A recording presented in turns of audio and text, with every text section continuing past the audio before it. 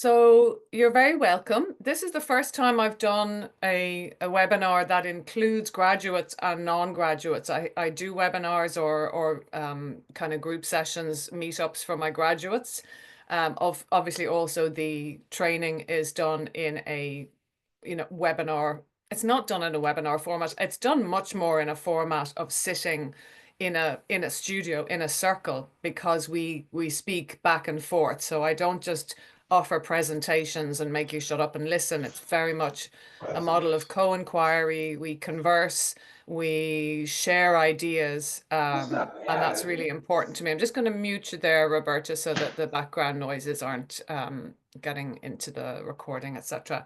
Um, so yeah, this is the first time I've done a mixed group, and it's delightful to see some familiar faces who've done yoga for menopause, some have done yoga for bone health, and then some of you who've bought my book and have been using that, and some of you who may be just about to start the training or are thinking about doing it or just want to know some stuff.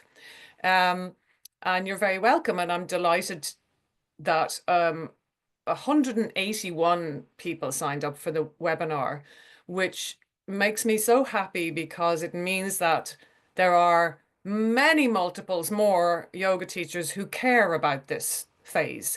Because, of course, of all the yoga teachers in the world, I have not managed to tell every single yoga teacher in the world that this webinar is happening. If I was able to tell every single yoga teacher in the world, it would be out the door, which just makes me deeply proud, deeply happy. Um, to briefly introduce myself, I've been teaching since 2004, and I started to develop yoga for menopause around 2015 when my own menopause started to niggle at me. And then through all that research and development and research and development and research and research and research and development and working with my students, I gathered together something that was solid enough to create a teacher training, which was launched in 2020, just as the pandemic created the lockdown, which is why it's had such an online life, which has been wonderful because I've trained teachers around the world. And at that time, to my knowledge, there was no other yoga for menopause teacher training. I did discover around the same time someone launching one in the UK. So that was a quite an entire coincidence. We were on parallel tracks, not knowing each other, and we have since become acquainted. And they're different trainings. There are, of course, lots of similarities, but lots of differences. But what makes me also so proud, as well as the 181 people who signed up for this webinar, is that now there are other yoga for menopause teacher trainings in the world that from the point where I was back in 2015 and 2020 of wanting to bash down the door of the yoga world and say, hey, menopause exists and it makes a difference to people's lives, to their practices, and it needs to make a difference to the way their yoga is serving them. So now we seem to have much more recognition that this is a time that needs a more skillful and what should I say, more targeted approach. So the format for this evening is that it is essentially a Q&A, a question and answer session, but I already posted in some yoga teachers groups asking for questions. So I have, and I hope this is, tolerable to you, a 40-minute response to those questions, which I'm going to deliver to you. I would recommend that you have your notebook out because there's something at you're, my hey, Tracy, I'm just going to mute you there webinar that I'm just in supposed to be case. attending. It's okay, Tracy. So, um, yeah, there'll be learning as well as just sort of random stuff. It's not going to be random stuff, but you may want to take some notes because some of what I'm saying is not in the book, not in the training. So you will get some more info. And some of it, I had to look it up because I really didn't know the answer. And some of it was very, very familiar to me. And it ranges from the kind of very biochemical and subtle to the experiential and heartfelt to the practical. And so I hope that yeah, I hope that it will speak to you. And I'm going to do a screen share of the questions. I haven't made fancy slides. It's just so that you are able to keep in mind what I'm talking about while I'm talking. So give me a minute to share the screen. And also, unusually, to stop myself rabbiting on, I am going to read my answers from what I've written, because otherwise I will meander hither and yon. So you can see that, yes? Somebody give me a thumbs up. Great, okay. Oh, by the way, I will give you space for Q&A after, just so I don't get really distracted by the visuals of questions coming up in the chat. Please jot down your questions on paper, and then after I finish this little presentation, I'll give you a couple of minutes to type them in. It's just very distracting when I see lots of lots of questions coming in. So the first question is for aches and stiffening, what's the best type of yoga to keep flowing without major fatigue? It's a great question. For sure, there may be some kinds of yoga I might avoid, especially types that might put us at more risk of exacerbating the musculoskeletal vulnerabilities of menopause. But I don't tend to be black and white or dismissive on the basis of style, but more on whether you, this is really key, or your lineage are okay with changing and letting go of the model of linear progression towards ever increasing physical goals. So if you're in a lineage that doesn't like change, that would be something I would tend to avoid. And it's one of the key reasons I train teachers in yoga for menopause, because there are many ways we can adjust our beloved practice, whatever it is, to be more safe and relevant to our changing bodies. But to be more specific regarding Jeannie's question, aches and stiffening can be multifactorial. There might be increased inflammation leading to aches, and that can be addressed through careful adaptations of your food choices, but preferably under the supervision of a nutritional therapist or a functional medicinal practitioner, as long as they're not into dramatic restrictive diets, which often create more problems than they solve. And just to iterate here very strongly that this webinar and the information in it is not intended as an alternative to medical care as desired or required. The stiffening we experience may be also because some areas of the body lay down too much collagen or stiffer types of collagen in the pelvic floor in particular, but of other areas too. And this can happen after an injury or independently. So keeping mobile is, of course, very important, but gently, because stiffer tissue is more likely to injure easily. For mobility, I tend to work on two levels: fascia and the nervous system. The fascia is responsible for so much of our movement and speaks to our brain back and forth about important things, and movement can help that communication. And here's where yoga comes in, or in a way, maybe it doesn't, if it doesn't allow or appreciate, if the style doesn't like variety. So there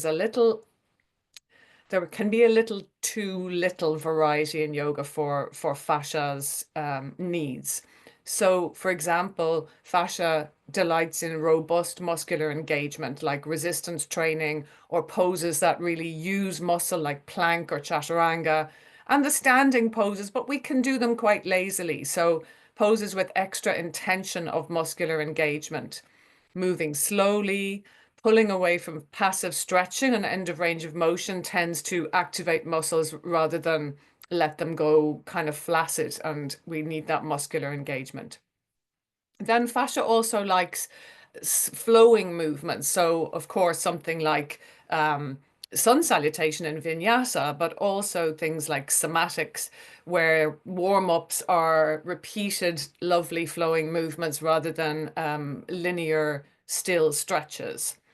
However, long, gentle stretch is also something that the fascia responds to, but the researchers in that area really point out that it is moderate to gentle stretch that the fascia likes for a long period of time. So if you're doing your yin, I would be doing it more in a restorative fashion so that you are supporting every joint so that you can't go terribly far into a stretch and bring the body to that kind of extreme range of motion. But best of all, for aches and stiffening, my main principle in movement is bring the nervous system with you. Because when we feel safe, there is more movement available. When we override our body's signals, we lose the nervous system's trust. So how do we gain nervous system trust in movement? Primarily, stop before pain. It's hard to know sometimes what pain is. Sometimes I think in intense practices, we think pain is pleasure, but instead really become accustomed to what is warning sign pain, and whether your pleasure is about ego and achievement or if it's an actual moment by moment pleasure. The nervous system is hardwired to seek pleasure and avoid pain. And if we hop on the mat with the aim to listen to our body's desire, to let it surprise us as to what it actually wants, we might be more instinctually inclined to move away from that which might harm us. So the key points there, you can take a little screenshot if you want. Remember, you'll get the recording so you can fast forward through and take a little shot. But I'll give you sort of the key points to my answers after each question. The next question, really great, in two parts, pranayamas and kriyas, which are good and which are bad and why. I don't tend to use the words good and bad, but I totally understand Sylvia's question. So I do answer a lot of that in my book with a whole section on breathwork and meditation. And these things also appear in the addressing symptoms and health concerns sections, because there are particular pranayamas and kriyas that do have specific interventional effects. I write about why some pranayama that's often recommended has no research to back it. Depends on the language you're using. For example, I don't appreciate things like Sitali will reduce your hot flushes. However, it can feel really pleasant. But I also would question why some pranayamas might be said to be not a good idea in menopause, like say Kapalabhati or Bhastrika, because they might be heating, but actually that makes us more afraid of a hot flush, which is really not beneficial, to start fearing our hot flushes and trying desperately to make sure they don't come on in our yoga class. But also those two breath practices have specific benefits for some menopause concerns like pelvic floor and lung function. I also write in the book about the benefits of Kirtan Kriya. I'm sure all of you already know that it has some research about it. It has been researched to be effective for the reduction of Alzheimer's risk. And that is something that the Alzheimer's organizations all talk about. So it's very much in the general knowledge. Regarding the kriyas that are cleansing practices, so I wasn't sure whether Sylvia was asking about things like Kirtan Kriya, which is a chanting, or the actual cleansing practices, the Shat Karmas. I don't see any problem with something like a neti pot or tongue scraping, because blood pressure can rise in perimenopause and postmenopause. I would avoid that water cleansing practice, Varasara, Doughty, where you drink loads and loads of salted water. I think that's a bit dodgy, even though you're supposed to then vomit it out or sort of diarrhea it out. When I've practiced that, it doesn't have that effect. So I know that I'm actually absorbing all that salt. So it's certainly not something I would do now. I would also avoid the practice of swallowing a gauze and pulling it back out, that cleansing practice for the digestive tract, because we do have a tendency in menopause to see a greater tendency for reflux, and anything that reverses or pulls against the natural peristalsis of the digestive tract, I would say, is not a great idea. However, I'm not expert in the kriyas. They're things that I've dipped in and out of, and an Ayurvedic doctor might actually prescribe some kriyas, and it's beyond my remit to suggest that. Regarding Nauli, was very interesting. The answer from my perspective, though, there isn't any research I can find on Nauli and menopause. But I think that if someone is able already to do Nauli, so just in case you can't remember what it is, it's that thing where you kind of do Uddiyana Bandha and then you do this wave through the muscles of the belly independently, that you just can manipulate the belly. And I think it might be a great support for digestion because that can become sluggish. Could even support core strength, which can be physically, mentally, and neurologically supportive. However, because it's hard to do, I wouldn't be introducing it in a workshop or to students who only do yoga weekly as part of a busy life. Because in Yoga for Menopause and Beyond, we prioritize techniques that can be learned and easily used outside of class and by women who are not daily practitioners. I'd also be aware that it may make women whose self-esteem can be challenged during perimenopause uh, feel inadequate if they can't manage it. So there is, as I say, no research on this specific practice. So I'd be very cautious about claims I might make. But if it's in your repertoire, I don't see any problem with using it. And of course, not everybody will respond the same to every intervention. So again, that's a little, yes, key points there. You can see what it is, trying to reduce that into a few key points. So the next question is a big one for me. Anka talked about finding it a bit difficult, the term hormone yoga, and there is actually a trademarked hormone yoga with capital H and capital Y. And though we know that there is a benefit for the nervous system in yoga, and we know that the nervous system can be a big factor in menopause symptoms, she's curious about the possibility of directly influencing the hypothalamus or the adrenal glands, for example, or basically, can we actually influence the sex hormones or hormones in general through yoga? So I do indeed, as she suggests, talk about that in my book a lot, but I haven't talked about that particular claim of hormone yoga. And I find it very difficult, and I believe it is misleading. The claims I see about it are pretty wild, like that it eliminates menopause symptoms. Anyone who uses the word eliminate about menopause symptoms, really that's a huge claim that not even the pharmacists who are, or the pharmaceutical companies who make HRT would even say, and claiming that it can restore fertility, which I think is such an emotive issue that it's a really big claim to make. And I can find no robust evidence to support those claims. As far as I can see, the techniques in that particular hormone yoga are about practices that physically affect tissues near, for example, the thyroid or the ovaries, and a leap then claiming that this will restore function. Whereas Anka rightly points out, what creates hormonal function is signals from the hypothalamus, not movement, compression, or stretching of an area near or at a gland. I'm also concerned about the claims on the website that she has very old information about the risks and benefits of HRT. And she makes claims based on a 1993 study. And there's a couple of problems there. One, it is notoriously unethical to research your own protocol from which you would make financial benefit. Even if you didn't have financial benefit, it is unethical to research your own protocol, which and say those claims that she makes say that the benefits are better than even HRT or any other intervention. And if the study was watertight, that would make huge waves in the menopause world, as it seems like the magic pill we're all seeking. Unfortunately, I can't find access to the study at all, which is worrying in itself. I haven't been able to find it and read it, which worries me.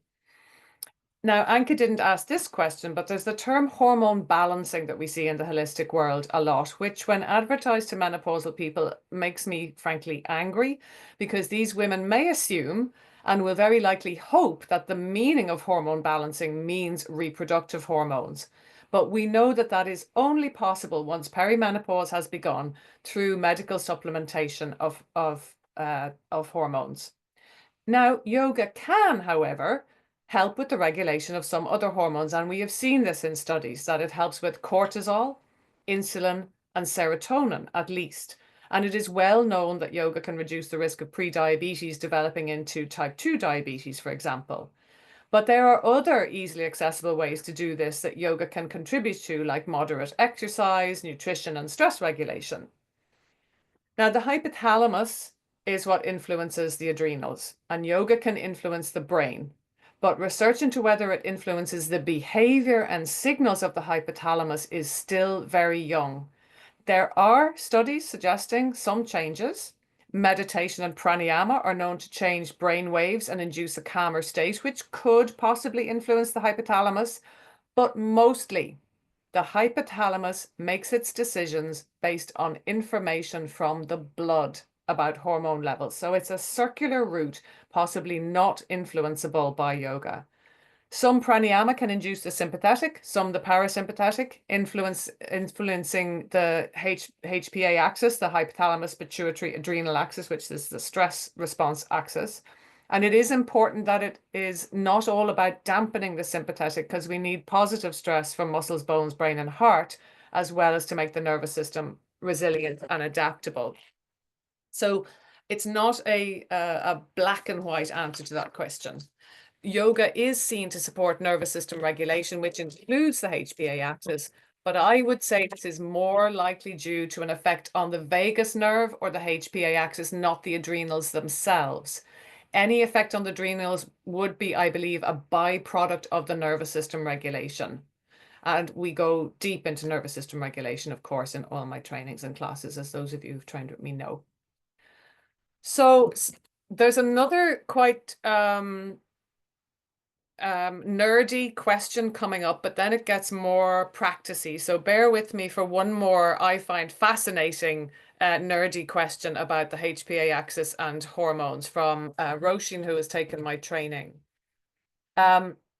So basically the question is, do the feel-good hormones regulate downwards because of the sex hormones, or is it just to do with the hypothalamus pituitary adrenal stress axis?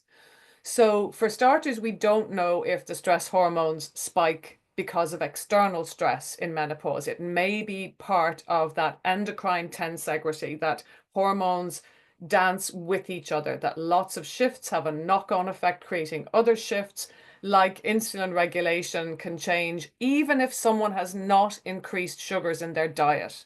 We can have higher cortisol without new stress. So these things can just happen in the body without the external stimuli. Regarding the feel-good hormones that she's talking about, oxytocin's effects are supported by estrogen, or estrogen if you're in the States. So even if levels were the same, they may not be as effective. In addition, studies have shown significantly lower levels of oxytocin in postmenopausal women as compared to the menstrual years, just on its own. Oxytocin is a neuropeptide, which is similar to a neurotransmitter, but it lasts for longer. The action lasts for longer. And it originates from the hypothalamus and acts on it as well, as many hormones do. It's associated with anxiety, fear, and the extinction of fear, and linked with the HPA axis. But I don't truly know the answer to Roshin's question. But as far as I can extrapolate, they can reduce independently of the stress response as a reaction to declining estrogen. Oxytocin, for example, is seen to be lower in individuals with obesity unrelated to menopause, and therefore not necessarily related to those menopausal changes in the HPA axis. But just to confuse matters, serotonin, mostly seen to decrease, has also been seen to increase in some menopausal women. But in general, it's accepted that it is lower than during the menstrual years. And certainly the symptoms of low serotonin are very similar to many symptoms of menopause. And SSRIs, selective serotonin reuptake inhibitors, or antidepressants, can help with some menopause symptoms, even hot flashes. So it's safe to extrapolate that lower than previous serotonin levels are more common. And that if antidepressants can act on them, then it is to do with the serotonin itself on its own. In addition, hormone therapy has been seen to improve serotonin levels. And given that the results for regulation of cortisol on the HPA axis by using hormones is inconclusive, so we don't see conclusive evidence for hormone therapy helping to regulate the HPA axis, But if it does improve with hormones, even if the HPA axis doesn't improve, this suggests that levels may be independent of the stress axis and therefore more directly related to the reproductive hormone fluctuation and reduction. We also know that serotonin is higher when we are highly estrogenic during our monthly cycle and lower when estrogen is lower when we're regularly cycling. And progesterone is higher, again indicating a direct hormonal effect independent of the HPA axis. Having said all that, I wrote down, God, I hope I understood the question correctly and that I can't answer it conclusively for now. It is a question that necessitates a lot of use of the words may, perhaps, and possibly, and we may never know the answer. So this is, again, a bit research nerdy, but it's a bit of a shorter answer and may feel a bit less complex than all that biochemical stuff. So we're leaving the biochemical stuff behind.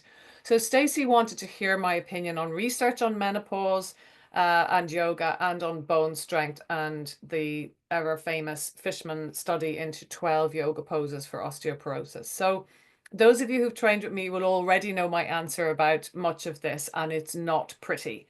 So research on menopause in general is on fire at the moment, but we will never know everything.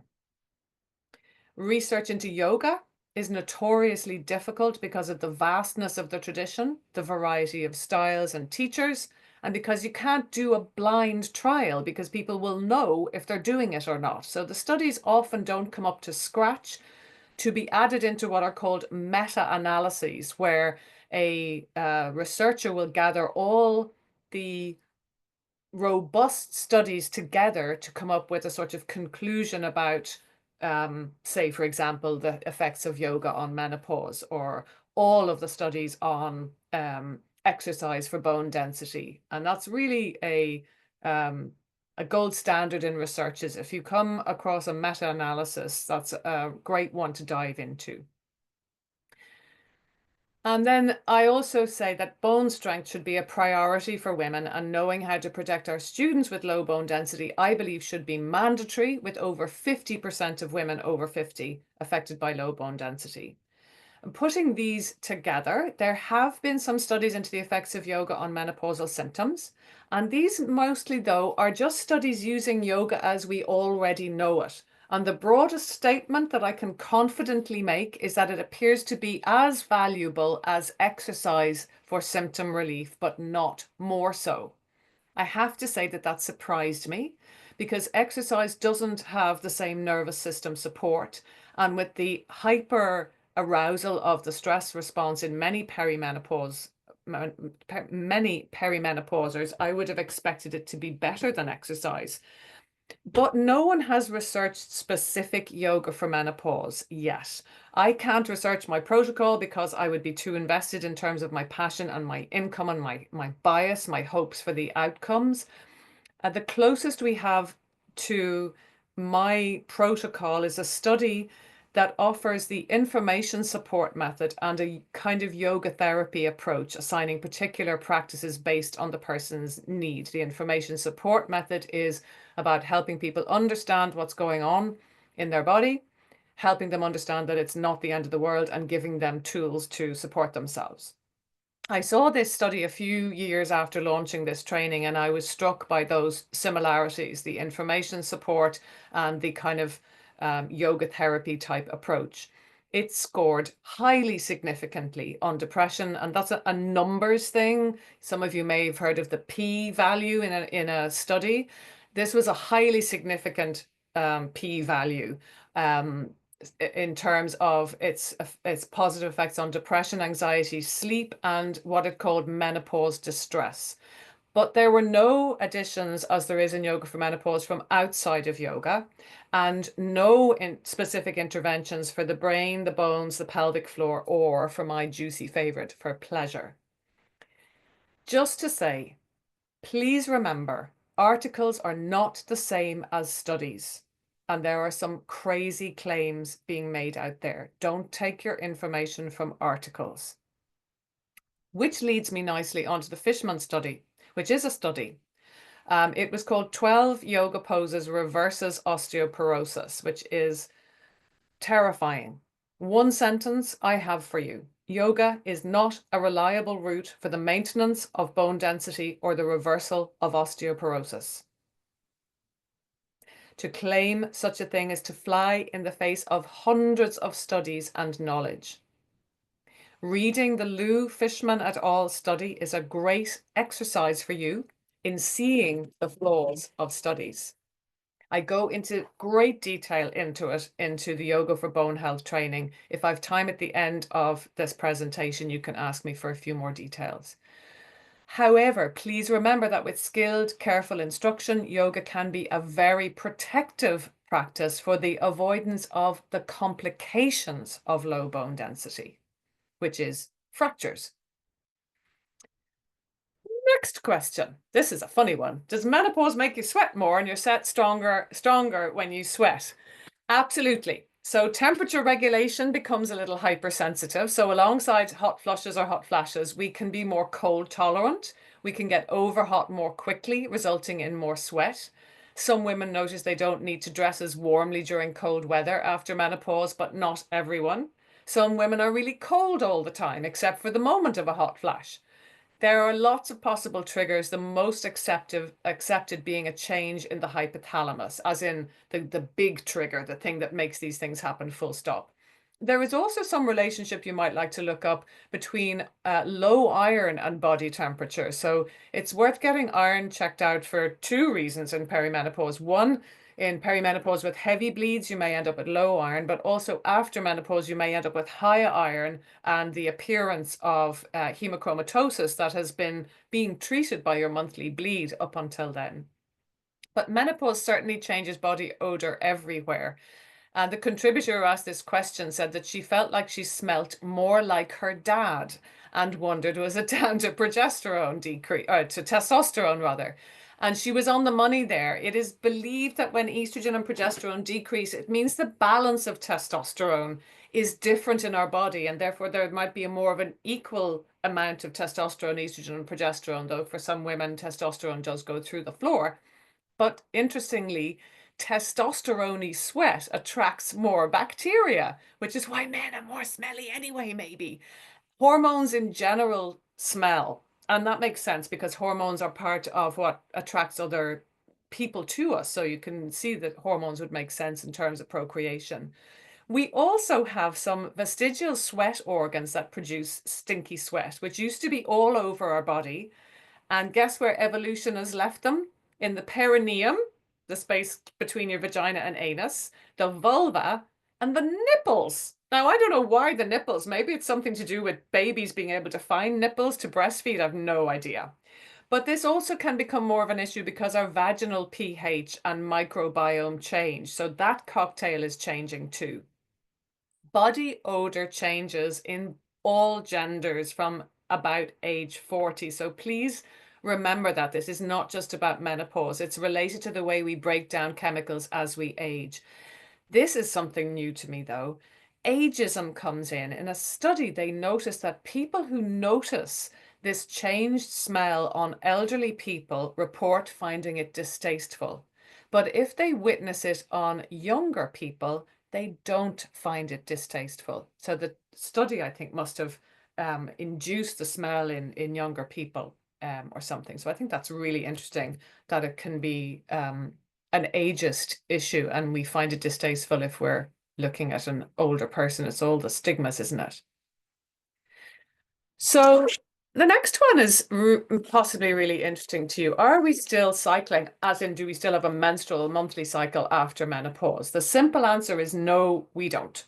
The monthly cycle depends on regularly shifting hormonal states that trigger one, the ripening of a follicle by follicle stimulating hormone, two, ovulation, which produces estrogen, three, the corpus luteum, the follicle around the egg, which produces progesterone, four, progesterone creating the monthly bleed, and then five, signals to the hypothalamus to start it all over again.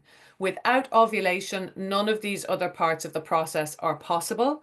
And without the other parts, there are no fluctuations poking at the ovaries, which often shrink small enough to be hard to find in dissection and or in ultrasounds, interestingly.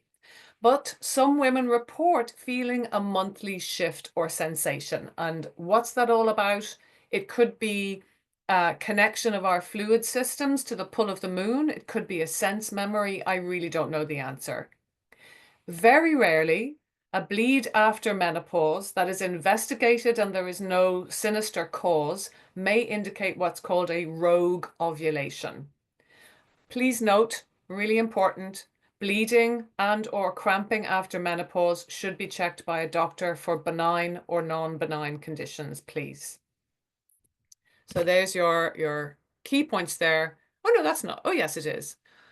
Oh yes, this is to her next question, which is right down here. About 4 years post-menopause, but still have issues with brain fog and insomnia. This is a very quick answer. Regarding brain fog and insomnia, this usually, I stress usually alleviates around the 5-year mark, but everyone is different. It can be related to continuing high levels of follicle stimulating hormones, which stay high for some years after menopause and have symptoms all of their own. When that starts to drop, you might find a reduced symptoms. Everyone needs to look after their sleep hygiene forever, not just women. And for some people, sleep remains problematic for all genders. I continue to work with sleep hygiene and brain fog with clients and through brain health tools, which are a central part of Yoga for Menopause teacher training, and obviously sleep hygiene tools. I go into postmenopause a lot in my book because I think sometimes the menopause conversation is all about perimenopause, and sometimes you and I postmenopausers are left out of the conversation. The next question. Hormonal headaches. And are there any specific asanas? Much as you may have read in some magazine articles, we have no evidence of specific asana supporting menopause in general or specific symptoms. Hormonal headaches are really tricky. For many women, they die away after menopause. If you already know they're related to your menstrual cycle, then you don't need to do a diary to figure out triggers, but try that if you're not sure. And if you do know when they're coming, try to factor that into your plan so you're not overburdened the day before and on those days. But in general, for all of you as teachers and for yourself, reduce exertion and increase the feel-good hormones to try to help. So somatic practices, pleasurable and sensual movements in a warm atmosphere can help with those feel-good hormones, receiving gentle touch, eating foods that feel like a hug, like soup and cottage pie or those kind of comfort foods. Gentle pranayama rather than challenging ones. So when headaches are involved, it's really important to mind blood pressure. So hyperventilation pranayama techniques like Bhastrika, for example, or retention practices may not be a great idea for people who have migraines or hormonal headaches. And really well propped restorative yoga. And this would be somewhere, a circumstance where it might be wise to go to the doctor and talk about hormonal intervention, like, for example, the progesterone coil if you're not already in perimenopause. But obviously that's not my work, and they need to go to a medical provider for that. So this was really interesting. Hot flushes at night and cold during the day. The first thought in my head around that, and this is, I think the most likely, is that this may well be to do with the diurnal dysregulation of cortisol that we sometimes see in perimenopause. In more normal language, there is a daily rhythm of cortisol in the body, which is supposed to spike in the morning and deplete towards the evening. And we have seen a lack of morning cortisol in studies in perimenopausal women. So this is when it does not do its useful increase in the morning and reduction in the evening or night. This can result in us getting up feeling fatigued and could account for low body temperature. Now, it's really important, again, a medical thing here, that chronic low cortisol, also known as adrenal insufficiency, with symptoms like fatigue, weakness, weight loss, should be addressed by a doctor. But when it's not a medical issue, lower morning cortisol has been associated with a higher number of hot flashes and anxiety. And the women in a study that discovered this tended to have higher than normal cortisol also in the evening, which would impact sleep. And the sleep-wake cycle has an influence on morning cortisol. So disturbed sleep may be why the cortisol is low in the morning. So it's a really vicious cycle that the low cortisol may be meaning high cortisol in the evening and bad sleep, and that's not allowing the morning cortisol, or the bad sleep is the beginning of it, and that's where the dysregulation starts. We don't know for sure where it starts. Then the afternoon dips of energy would make sense if the frequent nighttime flushes are impacting sleep, because sleep disturbance, of course, can create those afternoon dips for all populations. But I would also say that many people get a natural afternoon energy dip, and a nap before 3 p.m. is something I highly, highly recommend. So prioritizing sleep hygiene, reducing other hot flash triggers would be the first intention here. Keeping a journal of the foods and the stressors that you've had and the number and intensity of hot flashes can help us identify those. A lot of people find alcohol, a lot of sugar or caffeine during the day, or some find spicy food a trigger of more numerous or intense flashes. Even if you're not eating enough, cortisol can spike when blood glucose drops. So ensure having a macro balanced meal, particularly in the evening. And the macro balanced means protein, complex carbohydrates, and good fat. So something like, wholemeal brown rice and salmon and loads of vegetables with some olive oil. Well, salmon gives you the good fats anyway, but not eating carbohydrates in the evening can be really negatively impactful on sleep. It might be useful to do something as soon as possible upon waking to heat your body and stress it enough to give you a morning cortisol rise. So running on the spot for 4 minutes on the advice of your doctor, if you have very low bone density, by the way, dancing like crazy to some upbeat tunes, having a cold shower as soon as possible after awakening may get your cortisol to increase at the right time and may start to reset it. But that's a lot of mays there. It may work and it also may not. Please remember, though, that this diurnal regulation is not the norm, and many women have higher than normal levels of cortisol during the menopause transition. So this idea of trying to up your cortisol is not for everyone, and it's a unique thing and might be what's causing those effects for PIPS students. So that is the key points there. I'm trying to think, is there anything I didn't actually talk about? We are close to the end. We've got about 3 more questions, I think, just in case you are running out of the will to live. So Kate's question was talking about, obviously, the intensity of, looking for particular interventions, but also addressing the fact that surgical menopause can be more intense, or medical menopause. So that means menopause that has occurred through removal of the ovaries is surgical menopause, and medical menopause is a menopause that has been reduced perhaps through gender dysphoria treatment medications, or medications after an estrogen receptor positive cancer, or indeed after chemo, when chemo can shut down the ovaries, sometimes temporarily, sometimes permanently. So Kate's absolutely right that menopause symptoms can be more challenging than average onset perimenopause or menopause. After surgical menopause, symptoms can begin within hours or a few days. And because there are no fluctuations and hormone levels simply drop, many women experience symptoms all at once, which are often spread out through the duration of an average menopause. In addition, if the surgery was because of a condition that precludes the use of hormone therapy, women like removal of the ovaries because of cancers, or maybe a medical menopause, like for estrogen receptor positive breast cancer, women may feel also the additional load of having no options open to them in terms of hormone therapy, and that stress may impact symptom severity too. There are other medical interventions possible, like antidepressants can be used for hot flushes, even if their woman is not depressed, and can be valuable for people who can't take HRT. There's a whole section in my book about hot flashes and hot flushes, and we look at nutrition too. And that works for people whether they are in surgical, medical, or average onset perimenopause. What we do in yoga for menopause and beyond, and other symptoms for hot flashes and other symptoms, are useful no matter how it came about. That's not to say these interventions eliminate them. Even HRT may not do that, but just reduce them.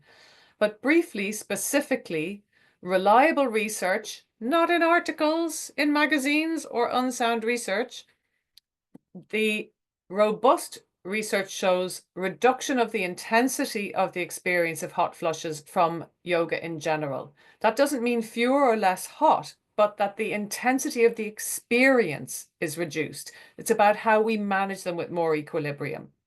Research shows that paced breathing, approximately 6 breaths per minute, has the effect of reducing intensity and frequency, particularly when practiced regularly for 15 to 30 minutes per day, which is quite a big ask. Research also shows CBT, cognitive behavioral therapy, to have a similar effect to paced breathing. And though CBT is not yoga, Pratipaksha Bhavana is the same thing essentially. And CBT is also in accordance with Satya, truth, and with self-study. What is really true? So it's avoiding the catastrophic thinking that contributes to or intensity. And this is mindful hot flushing, riding the wave consciously and non-reactively.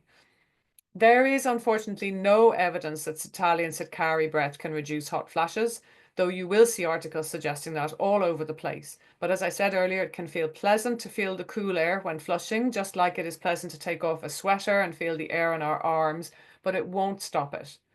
Anything, however, that calms the nervous system can help, but it requires practice. So there's not a lot that you can use as an immediate intervention during a hot flush. So that is the key points there. I didn't talk about all the actual interventions because I think those are really robustly set out in the training and in my book. So Una had an experience that I see all over the place, and it makes me very sad. And I hope you're having a read of that. This is a real passion point for me, and there is smugness everywhere, and it is not just in yoga. People who are having a great menopause decide that other people are just a bit rubbish. People who are thriving on HRT don't believe those who find it too difficult to use, or think those who choose not to are fools. People who are avoiding HRT, thinking that those who use it are copping out. And sadly, yes, in the holistic world, we get the angle that if only you embrace your menopause from an empowered stance, you will thrive. If you eat kale, meditate, do asana all day, and spiritually connect with Mother Earth, then you will sail through menopause, and misery is only for the disconnected. Urgh, makes me mad. What I try to put across to my trainees and students is that we can do our best and we can make a difference, but shit will still happen. And it will happen to some of us more than others, and as randomly as you like. Yogis die every day. People get sick who never drink, don't smoke, and exercise. Some smokers live to 95. Those who judge in this way are people who, in my opinion, I believe are in fact disconnected from their perimenopause experience. They're unable to see the subtleties of their change, maybe unable to accept it, and are missing out of the humbling nature of menopause, the equalizing nature of it, where we suddenly see that we are not other than our students. We are not other than the older women we see and imagine we will never become. We are humans in a human life cycle, with the option to be deeply connected to the worm as to the eagle, to the woman falling apart as to the lucky sod sailing through, sometimes simply by the luck of the draw. That one is a big one for me. And so is the penultimate question. Some of you will have felt this, and I know that many of the people who have taken my training have felt this, and it is a concern dear to my heart. And my immediate friendly answer is, of course you are capable, of course you are good enough. But I don't want to patronize you. I get it. And I think every yoga teacher who has felt the changes of menopause can empathize, and I certainly can. And if you're part of a yoga lineage that's very boundaried and quite physically demanding with quite definitive practices like Ashtanga or Bikram or Kundalini, maybe you may even feel more unworthy. And I've even encountered practitioners who believe that our practice should not change, that we should keep at it and quote unquote, all is coming. But we know so much now about the human body, the nervous system, and movement, and add to that what we know about menopause, musculoskeletal syndrome of menopause, for example, the need for change at the very least of our physical practice is clear. So what do I recommend?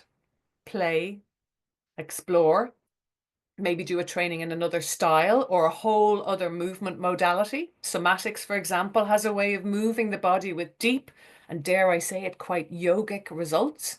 And it blends so well with yoga, facilitating breath work and reducing unnecessary tensions that may block us from a yogic path, and supports the principle of yoga from the sutras, control of the thought waves of the mind so that we dwell in our true nature.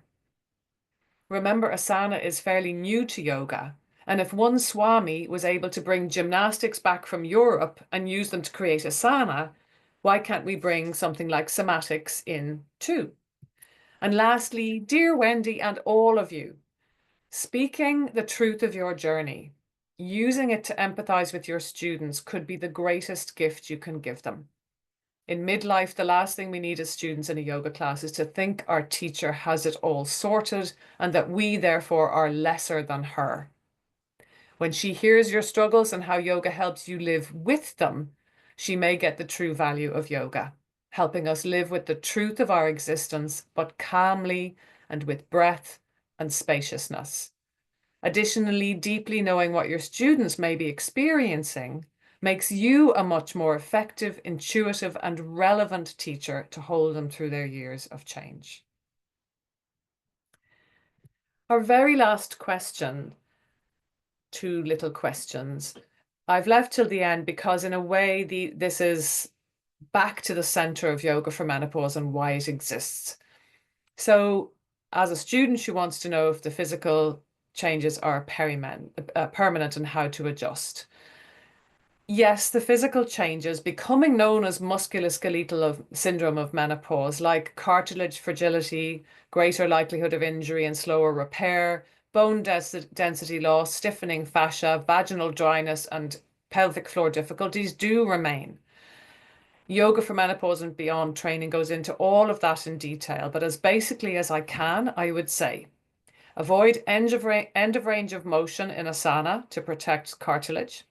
Think of mobilizing and strengthening rather than stretching to maintain functional movement.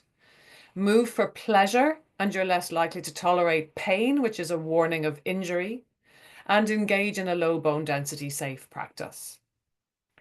The next question, how to support students coping with mental challenges? Does it need to be different than when they're younger?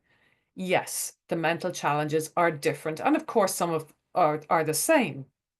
What can be different is existential angst, grief about fertility, self-esteem regarding appearance, physical capability, brain fog, confusion, word loss and forgetting, fear of Alzheimer's, a hyper-aroused hypothalamus pituitary adrenal axis, sleep poverty affecting mental health and the ability to self-care, confusing media narratives about menopause, possible trauma resurgence, ageism, the list goes on and on. Reach outside yoga as a teacher and read all about CBT for menopause. Present yourself as less than perfect. Find readings about noticing small pleasures. Teach delicious practices that support pleasure and interception. Speak carefully about fertility, children, relationships. Let go of the practice and all is coming mindset and discover the little achievable things you can share for them to practice at home. Understand trauma sensitive cueing. This list goes on too. And all of it is indeed addressed in my book and in the YTT. So that's just the key points regarding the physical changes and the key points about how different mental health struggles may be during the menopause transition and in post-menopause and into age. And of course, many of these will start to be apparent in all genders as we age. So thank you very much for coming and staying. I will be obviously sending you the recording, and you'll be able to get a little reduction off the course if you like it. What I'm going to do is stop the sharing there, open to questions, and then I will go back to that detail for you. So I think that there's a small enough group that we can just do hands up if you have a question rather than typing it in. But if you don't want your voice on the recording or your face on the recording, you can type it in. And if you you do want your voice but not your face, you can turn off your video. So any questions? Or have I just given it all to you? Yes, Kelly. Thank you. I have a question. We've recently come across this quite a few times at the studio where I'm at. We've had several women who are dealing with menopause and breast cancer. And we actually had a woman recently come who was a terminal patient whose doctor actually referred them to come over to yoga. But we were unequipped at the studio really to know how to address her and what we could do to help her. And we felt terrible. Yeah, I mean that is a much bigger question than yoga for menopause. Did you take her, did you welcome her to classes? We did welcome her to classes. She actually came to a class that somebody else was teaching. And after she left, that teacher kind of shared with us that the woman had come and disclosed that she was a terminal cancer patient. And we've had several people that have come that are in menopause that have had to have hysterectomies and have had breast cancer treatment. So that we seem to be seeing a lot of this people who are going through menopause and cancer treatments at the same time. And we're trying to figure out how to compassionately welcome them and make them comfortable. Yeah. So it's two questions really. I mean, the terminal piece is a separate question from the presence of cancer. So many people are living with cancer. Many people are living after cancer. And hysterectomies are sometimes done not because of cancer. They can be done for other reasons, like, sorry, just moving my camera there, like fibroids, for example. So hysterectomy related menopause is not always to do with cancer, but if it is, then they're very likely to be on estrogen blocking medications, which makes things a little more severe. For me, so I did a little contribution for one of my graduates now runs a yoga for cancer teacher training. I'll certainly send you, give you her name if you want to look it up. I think she has one coming up and I think it's online. She's based in the UK.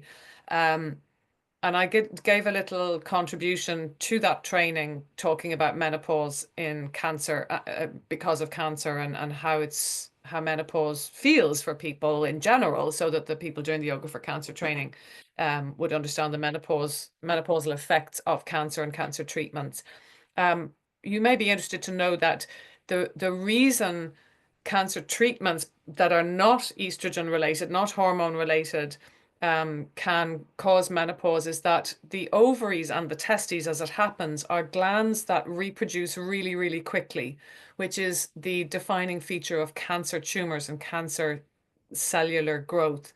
So the chemo tends to target those tissues as well as the cancer itself. So that's why reproductive capability in males and females from cancer treatment is a thing.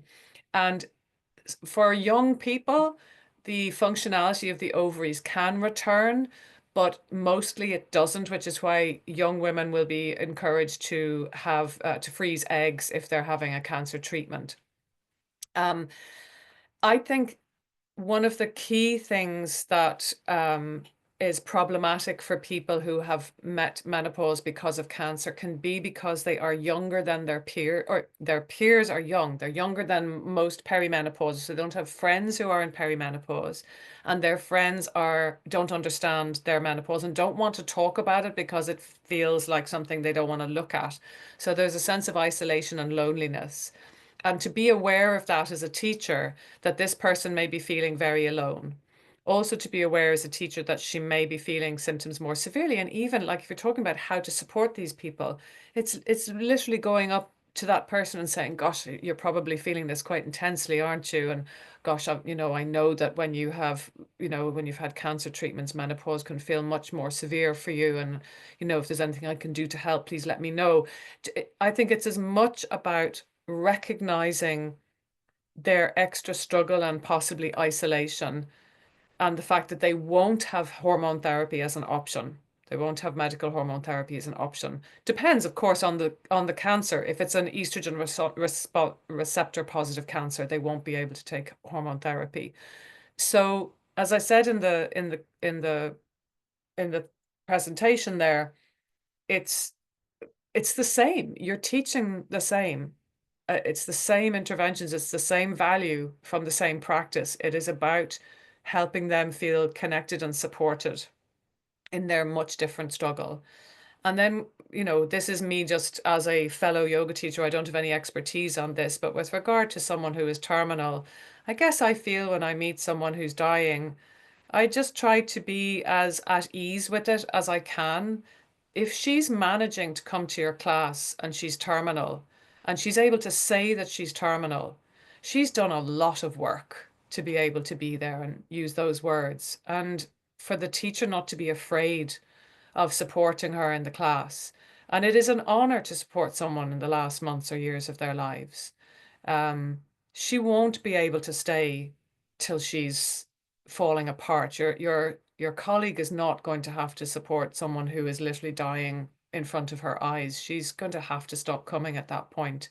And I think welcoming her and treating her the same as everyone else, but obviously you're going to be a little more cautious about your language about for the future, let's do this to keep healthy till we're 90. And that's going to be the most difficult part. So I guess it's about tempering our words, but without patronizing that person, you know? But I don't have a definitive answer for sure. Actually, that was super helpful. Thank you very much. You're welcome. That's hard. We're It was flipping very, awesome. What? I said it was very, like I said, the teacher that she approached that was teaching the class, I think she felt bad later because she was so shocked that she Yeah. didn't respond in the way later she wished she had. Yeah. What I've learned, because I've met so many people with so many struggles, I have learned when they say things to not try to answer immediately and to just listen and go, okay, okay, okay, thank you. Thank you for that. They're not going to be expecting a magic answer, and you don't need to provide one. And giving yourself permission to not know, to not have the answer takes the stress off you as well. But I just think yoga teachers are amazing. Like, just so beautiful. It's a difficult thing, and we all try to meet it, I think. I don't think there's many of us would just say, "Oh, no, you can't come." We'd look for the way. Thanks, Kelly. Thank you. Anybody else? Hi, Oh, thank hi, you so Jane. much. So much information in that, and I've taken lots of notes, and I look forward to the recording already. I have a question around perimenopause or just generally entering into that stage and neurodivergence, and whether that's something that, well, what your thinking is on it, or what you've encountered in that regard. It's particularly from the point of view of, I suppose, it's a time of life when the truth starts bubbling up, whether we like it or not, and estrogen is fluctuating and then generally declining. And then from that perspective, is I guess there are some women who will be going through a situation whereby they're both realizing or getting late stage diagnoses of autism or ADHD or both. Um, and then it's differentiating between what are actually perimenopause symptoms and what might be the unmasking. So that's it's funny, it's just something that keeps playing on my mind. I keep Mm. seeing it in different places and probably slightly in myself, and that's why I'm particularly interested in it. Yeah, I'm just jotting some notes here so I can um, answer properly. Um, HPA.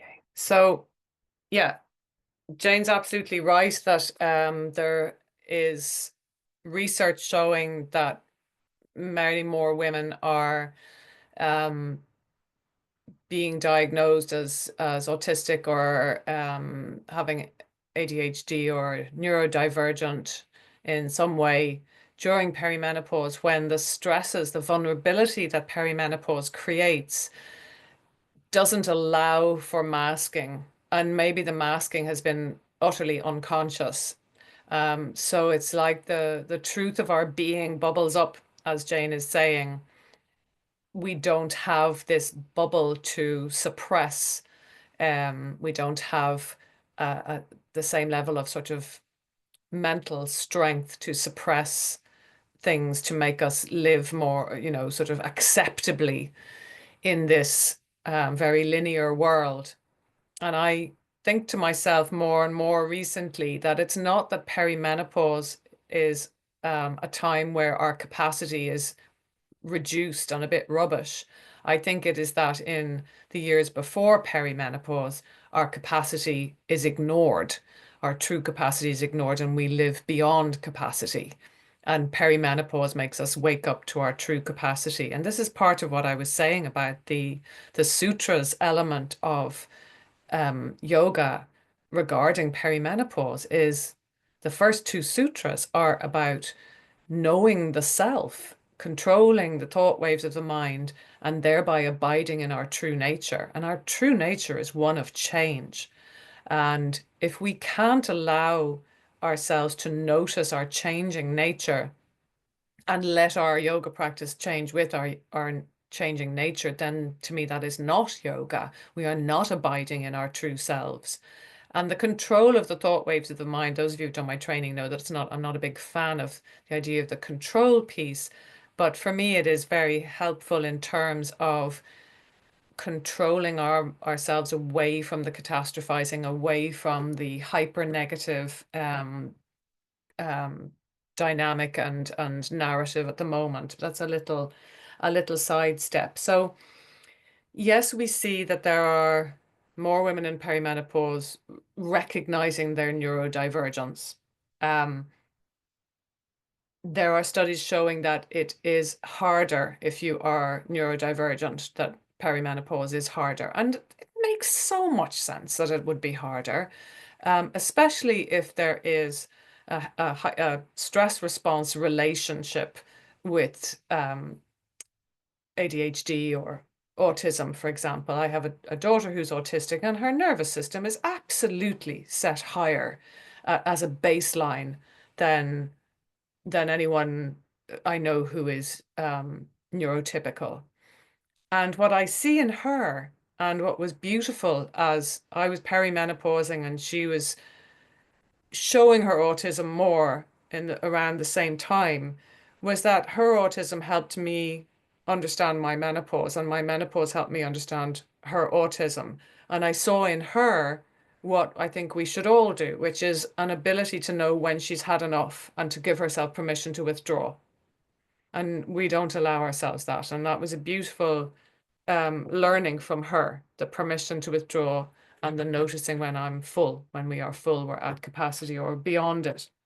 And also a tendency in perimenopause, even if you're not neurodivergent, to have a slight hypersensitivity to sound, to, a bit claustrophobic. So a lot, and even light sensitivity I've heard about as a perimenopausal symptom.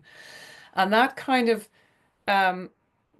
bleeds into Jane's question about differentiating. What is my autism? What's my ADHD? What's my perimenopause if I am in any of those brackets?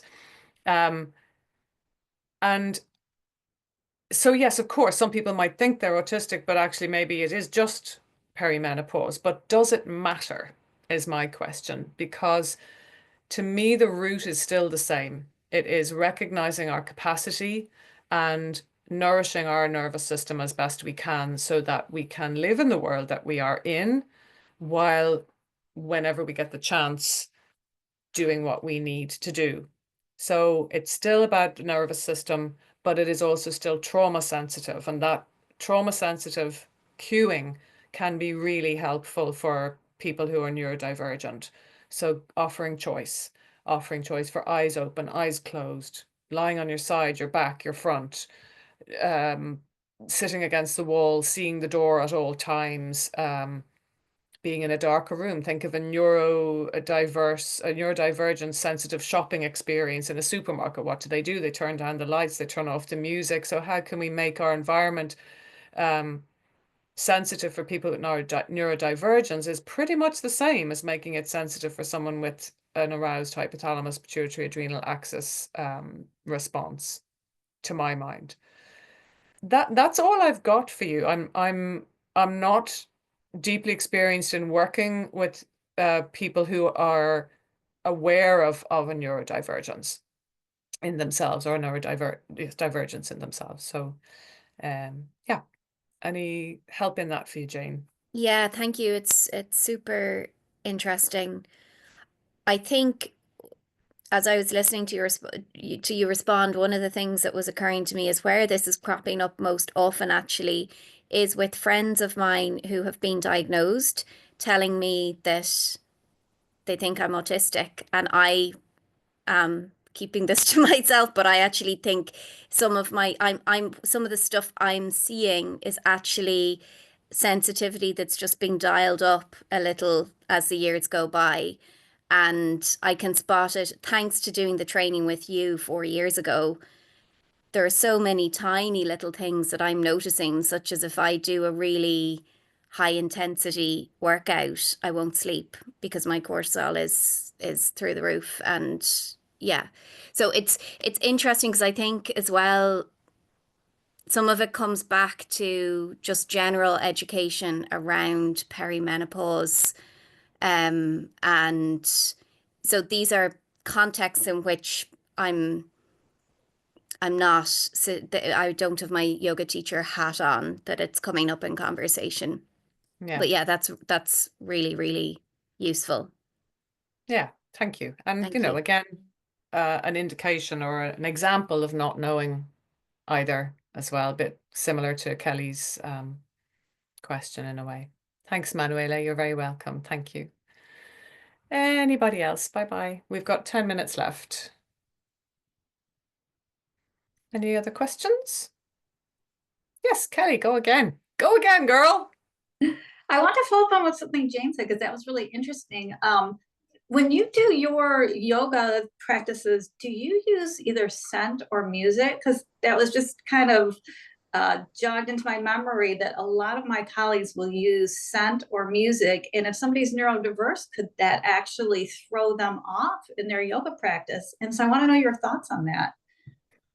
So I tend to, one of the places I teach is a community center, and they always clean the place before my Wednesday morning class, and it smells of cleaner. So I would tend to light some incense before the class, but only for about 5 to 10 minutes, and I would put it out before I start teaching because it's smoke, and I don't encourage anybody to smoke. It might be nice smelling smoke, but it's smoke. I also I don't use music, but Kelly, it's mostly because I'm too lazy to organize a playlist and bring a thing with me. So I just have never used music.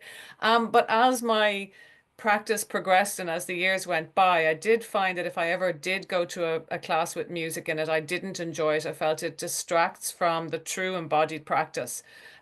a huge part of yoga for menopause is staying or developing interoception for two reasons. One, because knowing what's going on in your body and feeling it, we'll know, do I need to go to the doctor, or is this just a perimenopause symptom? We won't for certain know, but we'll be better able to go, oh no, I can fail. That's just my hormone stuff.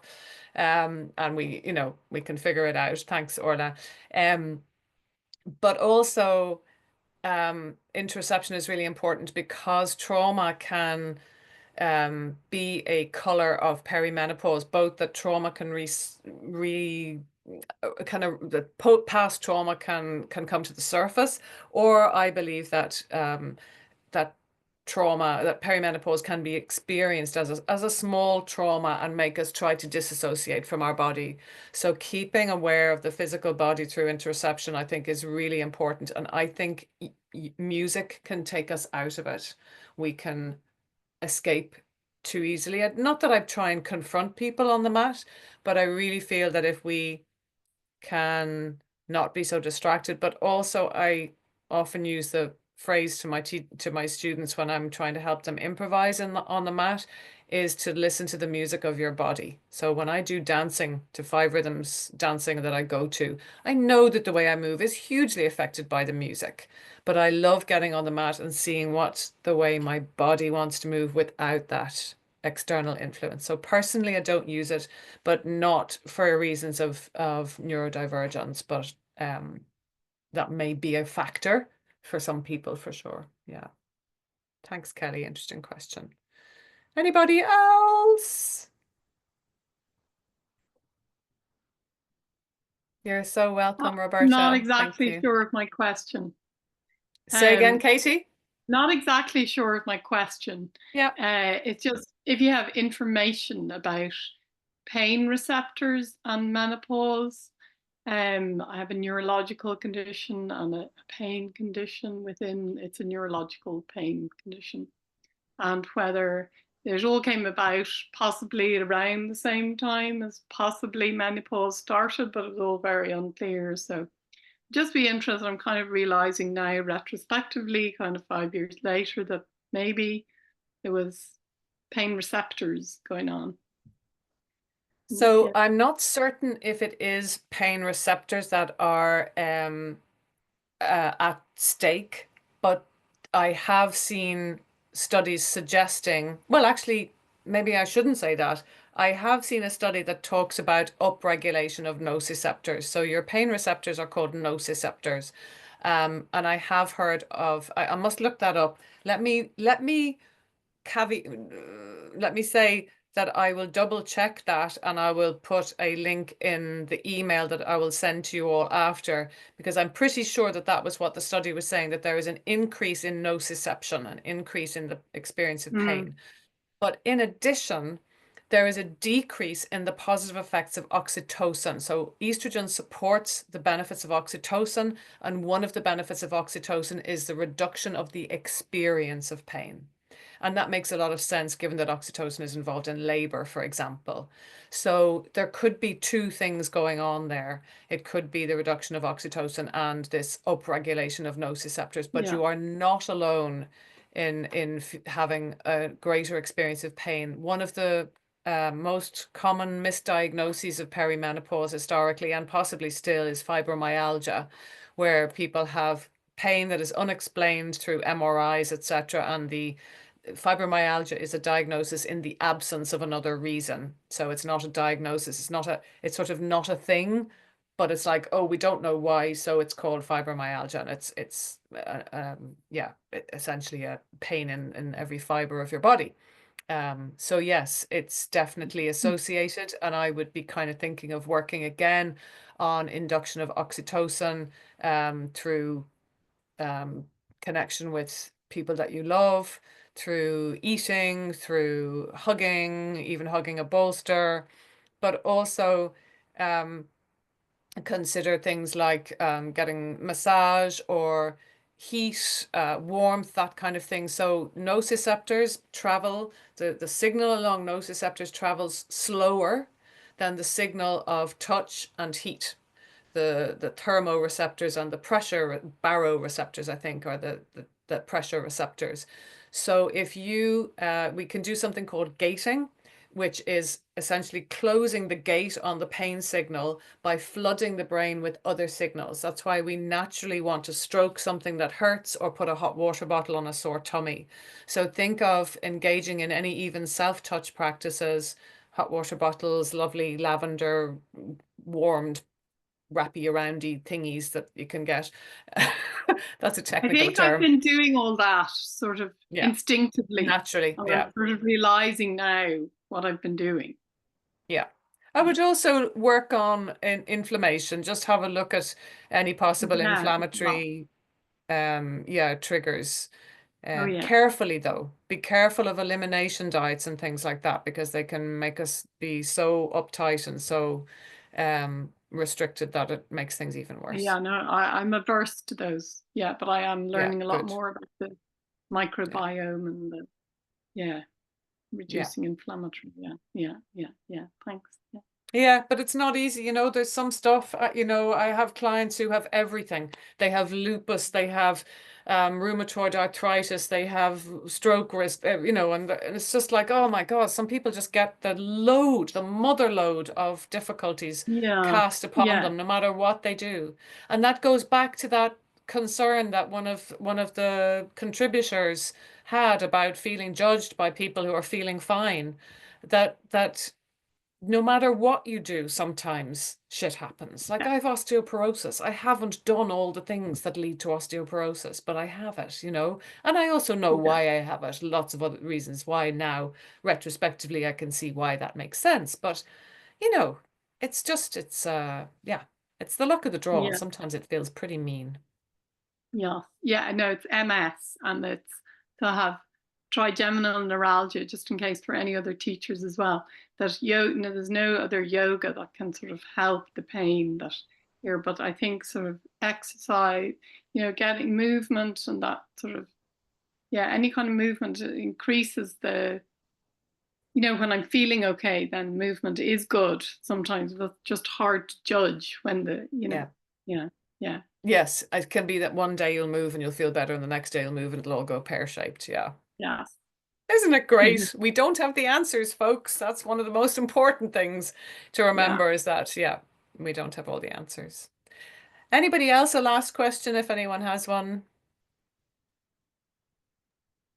Can I just quickly Yes. ask, maybe even Katie, as a yoga teacher, then how do you cope with that? Because I'm also in that category, and sometimes I need to go and teach a class, and I find myself in a position like I have nothing to offer. I have no energy. I am all in pain. I can hardly move.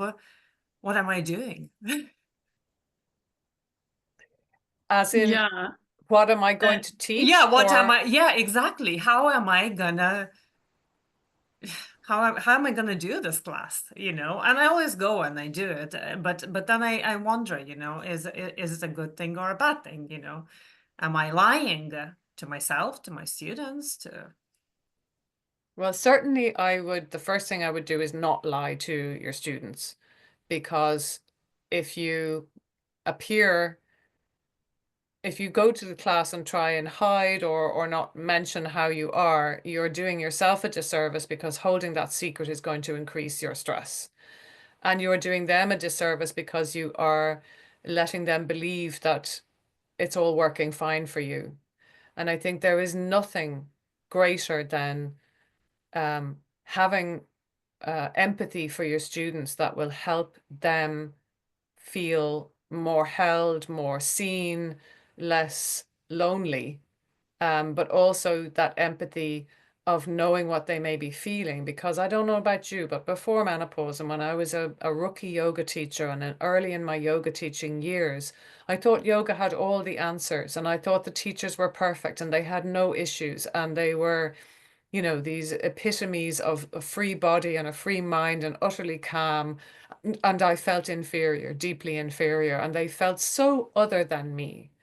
And while there is a section of the yoga world that kind of holds that up, the guru kind of vibe, I feel that for most of the people who, anyway, I attract in terms of events like this or whatever, or my trainings, is that we are very real people who understand that the body and the mind and yoga, they're not perfect, and they struggle and we need support as much as our students do. And I think that to pretend otherwise is to do a disservice. It is not satya. Um, Yoga is a practice, just like meditation is a practice. We've never achieved meditation, and we never achieve yoga unless you are a monk in a cave in a mountain. And that monk in the cave in the mountain doesn't have all the pressures that we have. So I would say figure out some crutches for yourself. Like, for example, on the days that you're feeling crap, either just jot down on a small card exactly what you're going to teach so you don't have to think when you get there. Or even if you can, on a good day, write yourself 10 classes, put them in an envelope, and just pull one out on those days so you don't have to think about it. I have heard of teachers who've, not that this is where you're going to be, who teach from wheelchairs because they don't have the capability of moving physically, whether it's something that has occurred to them or they've always had issues with mobility.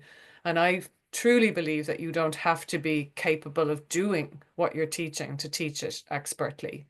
In my yoga teaching, I usually move while I'm teaching, but in my somatics, I've been trained to sit while I'm teaching. So I think that you can give yourself those kinds of crutches, but also while you are teaching, why not allow yourself to go, okay, guys, we're going to do a really relaxing session tonight. We're going to do 20 minutes breath work and 20 minutes meditation. And in the middle, we're going to do some nice, gentle warm-ups, if that's what serves you, rather than feeling like you have to jump around the mat in a complex or create a complex class.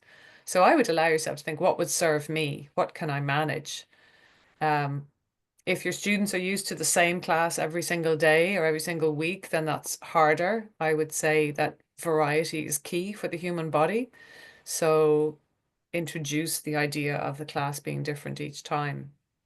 But it's difficult, what I don't think is that you are any less of a teacher for experiencing what you've experienced, and that feeling that way should stop you going to your class.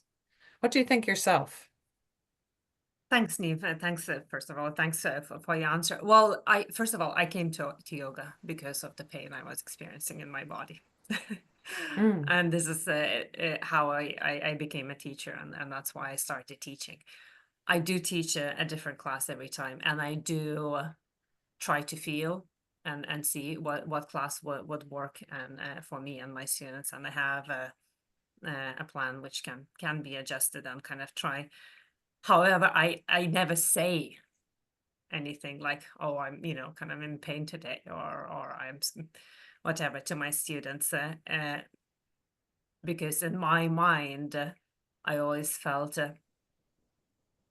I don't want to come across as if I'm seeking sympathy or something like that, so my students are not aware, how I came to yoga, why I came to yoga, and how I became a teacher. I'm just a yoga teacher teaching a yoga class.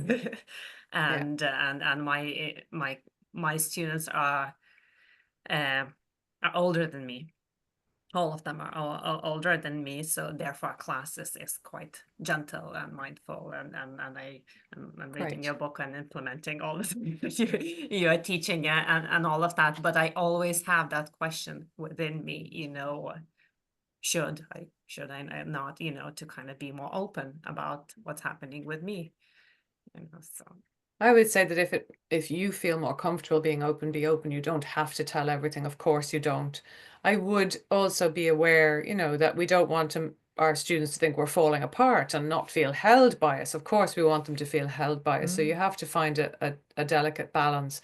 But if you feel it would help you or them to share it with an air of why it's beneficial to share it. So I'm sharing this because we know that being understood, community helps our nervous system, or we know that secrecy can, make things worse, or, share it because you can then share how yoga has helped you, you know, to live with it, to be at peace with it, etc., etc. So if you can find some ways you can trot it out, you don't have to tell them, but I would think about why you're not telling them and see where you can find a way in which it might actually support them and you to share a little bit even. You're welcome, Grania. I would just share two people with you. I don't have any financial investment, but there is a woman who's done my training as well called Diana May, and she's Diana May Yoga on social media, and she does yoga for chronic pain.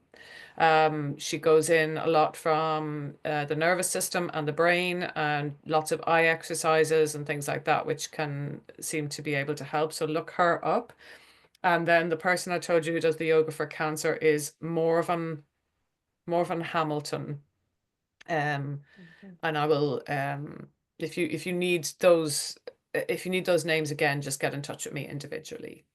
Okay, thank you. So Thanks very you're much. welcome. You're welcome. I'm going to leave it there and just come back to those last three little slides just so you know what to do next if you want to. So if you are interested in taking the training, if you book by the 4th of January, or if the course fills up sooner than that, that obviously will not be the case. There's a few spots left in January, not so many, but more left in March. So you're certainly welcome to do that. And how that's going to happen is that I will give you an email as soon as this recording has uploaded, and you can follow the links in that email. But you must read about the training and the dates before you sign up. Just don't jump in to take advantage of the discount without checking that you're actually available and that the training suits you. And some of you have already mentioned that you have my book, but it can help you decide whether you want to take the training, and it won't be wasted money because you would need it for the training anyway. And that might be a good way to get to know more about me and the work and see if it's for you. So thank you all for coming and for staying. Lovely to see some of you again. Lovely to meet some of you from wherever you are in the world. Oh, Shirley, I never said hello to you. Nice to see you. You came a bit later, I guess. I could talk to you all night, and if you have further questions that you'd like to email, oh, that's nice, Jane. Thank you. That's on your Christmas list. So if there's further questions that you have, feel free to drop me an email, and keep an eye out for the possibility of further webinars. And I hope to meet you again in the future. I want to look at the chat that I didn't get a chance to look at. Thank you. Thank you, Niamh. Thanks a million, Niamh. Thanks, Emil. Lovely to hang out. It was great. Thank you. Thanks, Niamh. Thank you very much. Thank you. You're welcome. Oh, Dorota, Yeah. you were there. I Hi, didn't spot yes. you either. Happy Christmas. All the Yeah. best.